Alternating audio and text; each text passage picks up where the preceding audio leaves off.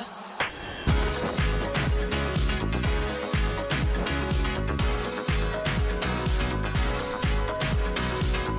엄청난 에너지를 춤으로 뿜어내는 나라. 감당할 수 있겠니? These are the headlines that we're following at this hour. While showing the remains of an Iranian ballistic missile, Israel has vowed to respond, saying Iran will not be allowed to get off scot-free. Following Tehran's attack over the weekend, the US and EU are looking to impose additional sanctions on Iran. The top U.S. envoy to the United Nations, Linda Thomas-Greenfield, says Washington is eyeing options both in and outside the UN system to continue monitoring North Korea's violations of Security Council sanctions. From real-time translation services to washing machines that set their cycles by determining how dirty clothes are, the latest AI technology is on display at South Korea's biggest technology fair, the World IT Show.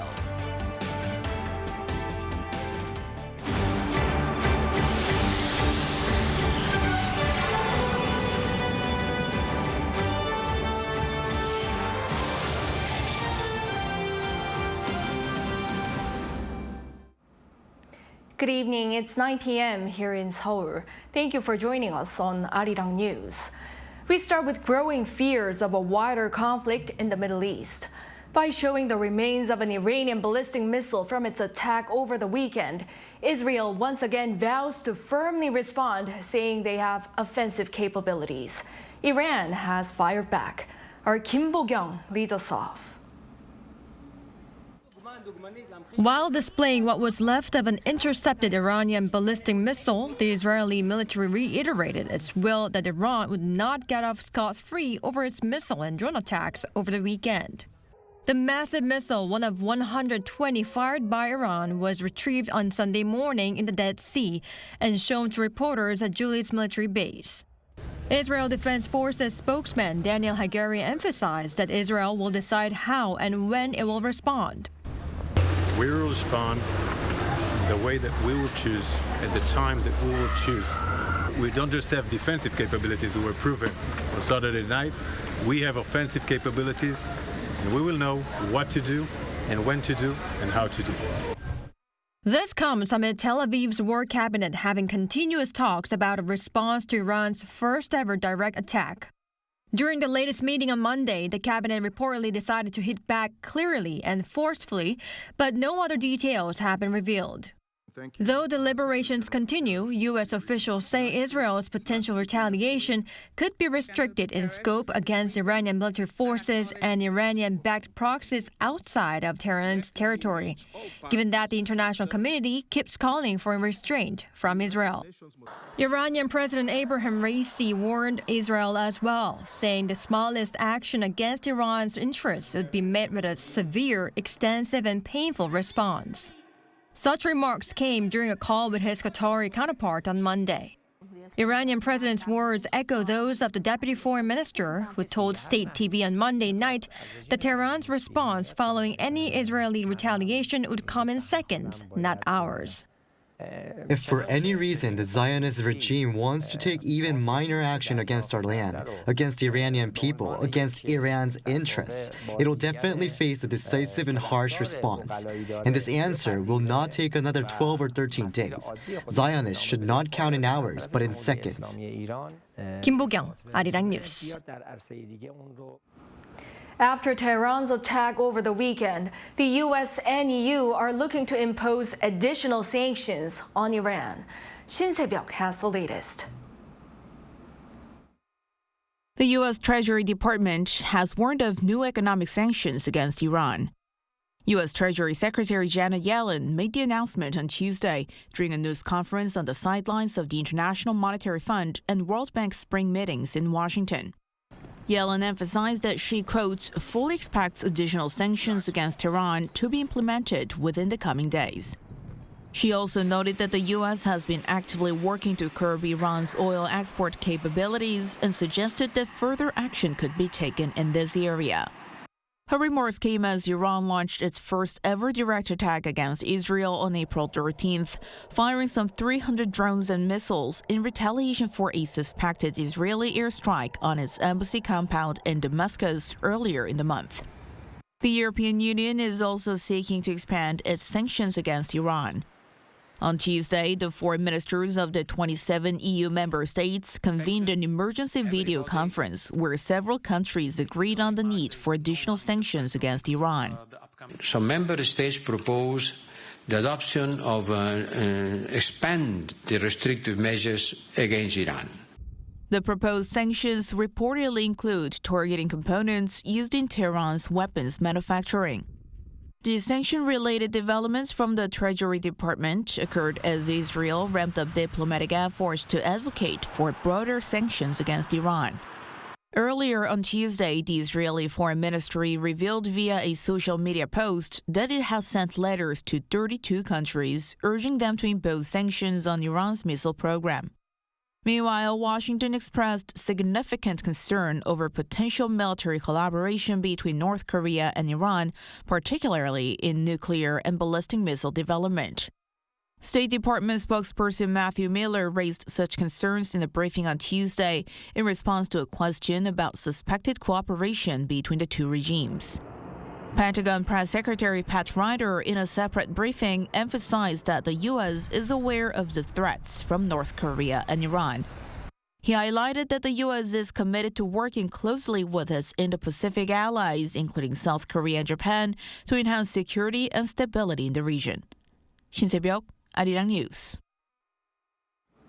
Amid escalating tensions in the Middle East, on top of the likelihood of the Federal Reserve's delay in announcing a rate cut, the South Korean won has been weakening against the U.S. dollar, with the exchange rate hitting 1386.81 at the close of Wednesday's session. This comes after it surpassed 1,400 won to the dollar at one point during Tuesday's session for the first time in 17 months. The Japanese yen also plunged to a 34-year low against the greenback earlier this week. To cope with this, the finance ministers of South Korea and Japan agreed to take appropriate steps to curb volatility in their foreign exchange markets. This as Seoul's finance minister Choi Sang-mok has met his Japanese counterpart Shinichi Suzuki in Washington after the G20 top financial officials meeting. President Yoon and Japanese Prime Minister Fumio Kishida agreed to continue bolstering bilateral ties and expressed their desire for closer trilateral cooperation with the United States in a phone call late Wednesday. The presidential office said the two leaders held a 15-minute call suggested by Kishida following his state visit to Washington last week. Yoon highlighted the need for close cooperation among the three countries, including to maintain peace on the Korean Peninsula and in the Indo-Pacific region. Kishida, meanwhile, expressed his desire to continue deepen cooperation with Seoul as a partner based on the strong trilateral coordination and to address various international issues together. The three countries have recently been ramping up security cooperation following the Camp David summit hosted by President Joe Biden last year. President Yoon Suk-yeol congratulated Indonesian President-elect Prabowo Subianto, whose electoral victory was confirmed last month. Yoon's office said the two leaders held a phone conversation Wednesday, during which the South Korean president conveyed his congratulations.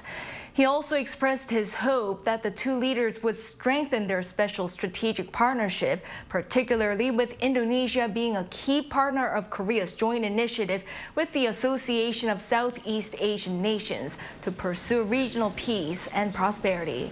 Prabowo thanked Yoon, saying he hopes to expand bilateral cooperation once he takes office, and shared Yoon's view that the two should proceed with bilateral deals made last year to collaborate in the electric vehicles, infrastructure, and defense industries.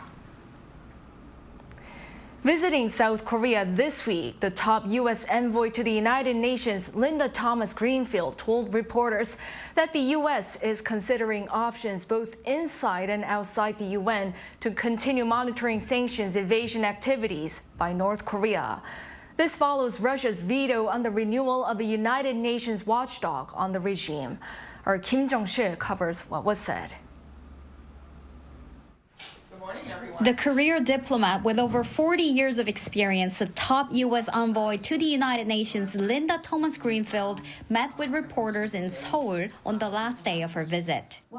This was the veteran diplomat's first visit to South Korea, but her 4-day trip, which started on Sunday, was packed with appointments including meeting with the president and visiting the demilitarized zone. The DMZ is one of those places where the past and the present collide, where the lines, literal and metaphorically, that divided the peninsula 70 years ago, not only remained, but unfortunately, I feel more deeply entrenched than ever before. And as I said at the DMZ, that re-entrenchment is owed to the DPRK's lawlessness, both within the country and far beyond it. The U.S. ambassador also said discussions are taking place to continue the work done by the UN panel of experts set to expire at the end of this month. That includes charting a path forward following Russia's concerning veto and China's abstention of a UN Security Council resolution that would have renewed the mandate of the 1718 Committee panel of experts. The panel has been monitoring, investigating, and reporting on sanctions violations by North Korea for the past 14 years.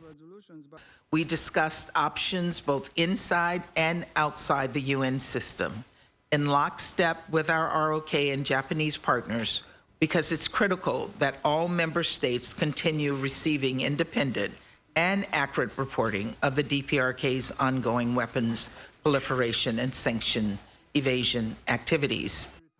When asked about the potential risk of Russia and China opposing such efforts, the U.S. envoy said this.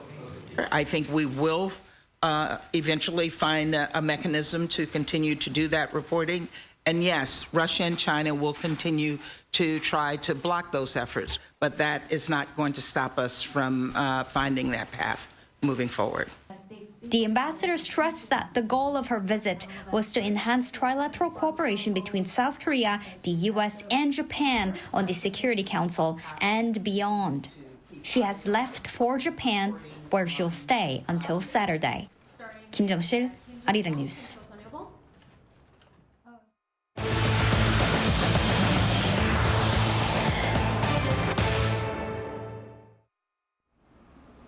The International Monetary Fund is maintaining its growth forecast for South Korea this year at 2.3%, citing remarkable resilience in major global markets. The latest forecast mirrors that shared in January when the IMF raised its outlook by 0.1 percentage point. The IMF's projection is also higher than the 2.2% growth forecast by the OECD and 2.1% by the Bank of Korea. The IMF further kept its growth forecast for Korea next year unchanged at 2.3%. U.S. Federal Reserve Chairman Jerome Powell has implied a delay in announcing a rate cut, citing high inflation. Lee Seung-jae has the details. The U.S. Federal Reserve has long kept its inflation target at 2%. Reaching the target would mean rate cuts to levels seen before the COVID-19 pandemic. However, speaking at an event in Washington, D.C. on Tuesday, U.S. Fed Chair Jerome Powell hinted that it will take longer than expected to achieve the confidence needed to reach the central bank's inflation target, signaling it will also likely take longer to cut rates. The recent data have clearly not given us greater confidence and instead indicate that it's likely to take longer than expected to achieve that confidence. That said, we think policy is well positioned to handle the risks that we face. If higher inflation does persist, we can maintain the current level of restriction for as long as needed. Powell's latest comments are in contrast to remarks made just 2 weeks ago, when he said the overall outlook had not changed much despite some hotter-than-expected figures at the start of the year, and that central bank officials expect to lower rates at some point this year. His comments also suggest that without further evidence of inflation falling, the U.S. Fed may carry out fewer than the 3 quarter-point reductions forecast during its policy meeting in March. U.S. stocks reacted negatively on the back of Powell's hawkish comments. The S&P 500 dropped below 5,100, shedding 0.21% to end trading on Tuesday at 5,051.41, while the Dow Jones also fell 0.53%. The tech-heavy Nasdaq fell 0.12% from the previous day. Rate cut delays in the U.S. will also mean a more restrictive stance by the Bank of Korea, with South Korea also struggling to bring down its inflation level to the 2% target. Lee Seung-jae, Arirang News. U.S. President Joe Biden is seeking to more than triple tariffs on imports of Chinese steel and aluminum, according to the White House. The announcement is expected to be included in his speech on Wednesday at the headquarters of the United Steelworkers Union in Pittsburgh. He is expected to order the U.S. Trade Representative to hike tariffs on Chinese goods, currently at 7.5% to 25% under Section 301. Washington is also slated to strengthen measures to prevent China from evading U.S. tariffs by exporting steels to the U.S. through Mexico. This comes as Biden tries to shore up support among union workers ahead of the presidential election, seeking to overcome rival Donald Trump in Pennsylvania. Shifting gears, artificial intelligence is changing many aspects of our lives, and South Korea's biggest ICT Fair showcased the latest AI technology along with other tech innovations. Our Moon Hae-ryun went there and files this report. The 16th edition of the World IT Show opened on Tuesday in Seoul with 446 companies from 10 countries in attendance. The central theme at this year's World IT Show is innovation in everyday life created by AI. So let's take a look and see what AI innovations are on display.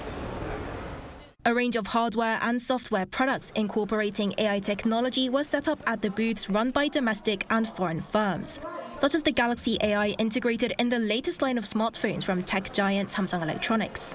The AI functions available on the Galaxy S24 smartphones are largely attributed as the reason behind the firm's return to its leading position in global smartphone sales in the first quarter of the year.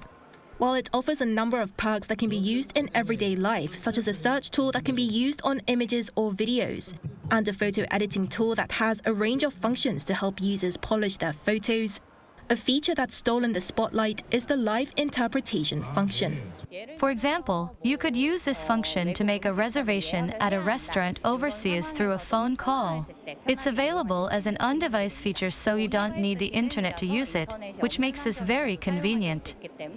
And it's not just smartphones that have integrated AI technology to transform your day-to-day experience. LG Electronics have built-in artificial intelligence in household appliances, such as a television that senses the amount of light and sound in its surroundings to adjust its screen brightness and volume accordingly. Washing machines, too, are now smarter. Our Trom washing machine senses how wet or how dirty an item of clothing is once it's put inside the machine, and adjusts the wash settings accordingly without the user having to do it themselves to make the process easier. Other companies, such as telecommunications firm SK Telecom, displayed a security camera that identifies people or things and their actions through AI technology, while South Korea's internet company Kakao showcased AI functions integrated into their chatting application KakaoTalk that summarizes texts and edits the tone of messages to fit the situation. With AI becoming more and more advanced, firms are increasingly finding different ways to shape them to fit human needs. Moon Hae-ryun, Arirang News. A Korean research team has developed a landing technology for delivery drones to allow for their wider application in daily life. Yoon explains. This is a delivery drone that transports items from Jeju Island to nearby Gapado Island. It quickly delivers food or daily essential products to areas that lack accessibility. The most important factor for such delivery drones is safely avoiding any obstacles and landing at an exact location. With the development of driving technology, these drones can reach their destinations with GPS tracking, but they haven't been able to detect surrounding geographic features. To improve this technology, a team of Korean researchers have developed a new landing technology for these drones by combining two different kinds of sensors. A camera sensor first monitors geographic features. Then its artificial intelligence function checks for obstacles like water or trees or any surface distortion in the shadows. Then, tilt information, detected using a radar sensor, is combined to determine whether it's safe for the drone to land. The research team set up obstacles for test purposes, and the drone was able to find an empty spot between the obstacles for a safe landing. We applied the best features of the two kinds of sensors for this research. We've confirmed from testing in various environments that this technology can be used for the safer landing of drones. The use of this technology means that drones can travel even in environments without prior information, and they can land safely at sites of accidents or disasters. Going forward, the research team also expects to expand its application to drones with a variety of purposes, from delivery to military equipment, and also to other unmanned aerial vehicles. 이은진, Arirang News. With warm spring weather in the air, South Korea's largest annual Tulip Festival has opened with displays incorporating millions of colorful tulips. And what's more delightful is that this year they're planted in the shape of a peacock. Our Yoon takes us to the beautiful scenery in Tancheon. The 2024 Tancheon Tulip Festival is another reminder that spring is here. Hosted by the Korea Flower Park every year in Tancheon, Chungcheongnam-do Province, this is the festival's 13th edition. This year's Tancheon Tulip Festival runs until May 7th. With 2.6 million colorful tulips, it promises visitors stunning views. The Tancheon Tulip Festival was awarded the World Tulip Award twice, in 2015 and again in 2017, by the World Tulip Summit Society, recognizing it as one of the top 5 tulip festivals in the world. It is the only tulip festival in South Korea recognized by the international organization representing major tulip festivals and industries across the globe. The design concept for this year is peacock, emphasizing the three-dimensional aspect of a peacock's tail feathers. We made the use of the different varieties, colors and sizes of tulips to maximize the visual impact. Standing on the observatory, visitors can see the tulips planted in the shape of a peacock. One notable feature of the Tancheon Tulip Festival is the strategic planting of both early blooming and late blooming tulip varieties. Visitors can enjoy the full spectrum of tulips blossom, including the delightful transition of colors. Depending on when you visit during the 4-week-long festival, the peacock's tail could be white, red, or even multicolored. It's actually absolutely beautiful display, and how they've poise the flowers for taller ones to be more prominent and the smaller ones to do in-depth, almost like a 3D effect of the imagery is really beautiful. People are finding joy in the sculptures adorned with flowers and the colorful tulips spread across the festival grounds. Despite the cloudy weather, being here with my mom among the blooming flowers with this wonderful scent, it feels good. However, all visitors are gently reminded to be careful to ensure that everyone can fully enjoy the beautiful scenery. There seems to be a trend among the younger generations of taking photos in a particular style, which sometimes can harm the flowers. Since many people are expected to visit, it would be appreciated if we could refrain from entering the flower beds and avoid placing our phones directly on the flowers. So if you want a blooming good time this spring, the Tancheon Tulip Festival welcomes you with open arms. 이은희, Arirang News, Tancheon.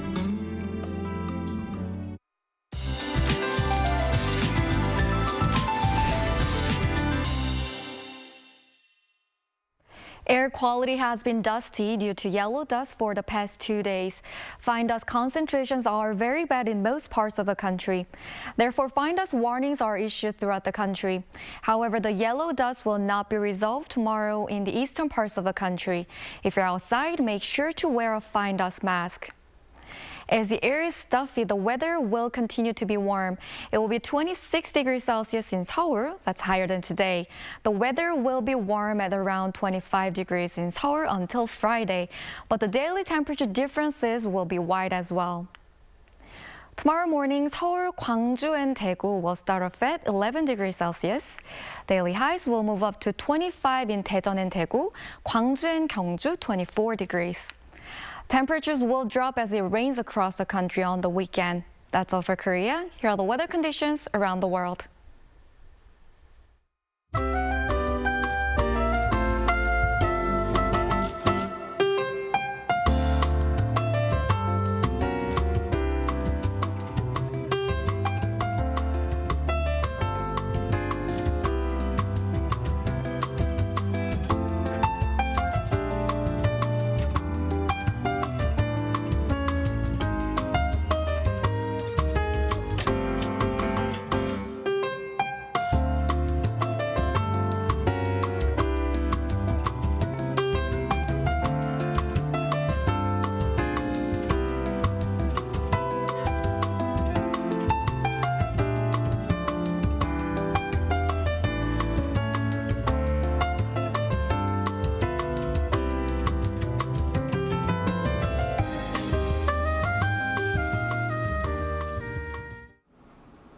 That is all for this newscast. Thank you for watching. We'll be back at 10 p.m. with the AI headline news. Good night.